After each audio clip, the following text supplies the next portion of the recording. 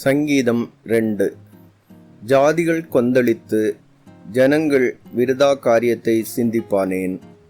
கர்த்தருக்கு விரோதமாகவும் அவர் அபிஷேகம் பண்ணினவருக்கு விரோதமாகவும் பூமியின் ராஜாக்கள் எழும்பி நின்று அதிகாரிகள் ஏகமாய் ஆலோசனை பண்ணி அவர்கள் கட்டுகளை அறுத்து அவர்கள் கயறுகளை நம்மை விட்டு எறிந்து போடுவோம் என்கிறார்கள்.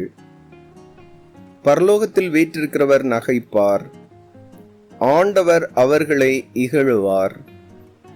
அப்பொழுது அவர் தமது கோபத்திலே அவர்களோடே பேசி தமது உக்கிரத்திலே அவர்களை கலங்க பண்ணுவார்.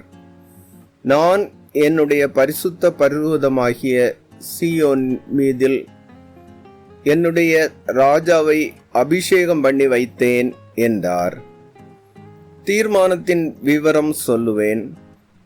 கர்த்தர் என்னை நோக்கி, நீர் என்னுடைய குமாரன், இன்று நான் உம்மை ஜனிப்பித்தேன், என்னை கேளும், அப்பொழுது ஜாதிகளை உமக்கு சுதந்திரமாகவும் பூமியின் எல்லைகளை உமக்கு சொந்தமாகவும் கொடுப்பேன். இருப்புக்கோலால் அவர்களை நொறுக்கி புயக்கலத்தை போல் அவர்களை உடைத்து போடுவீர் என்று சொன்னார். இப்போதும் ராஜாக்களே, உணர்வடையுங்கள். பூமியின் நியாயாதிபதிகளே, எச்சரிக்கையாயிருங்கள்.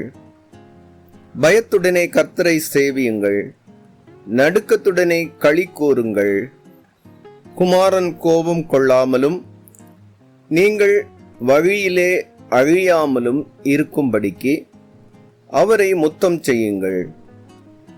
கொஞ்ச காலத்திலே அவருடைய கோபம் பற்றி எரியும். அவரை அண்டிக் கொள்ளுகிற யாவரும் பாக்கியவான்கள்.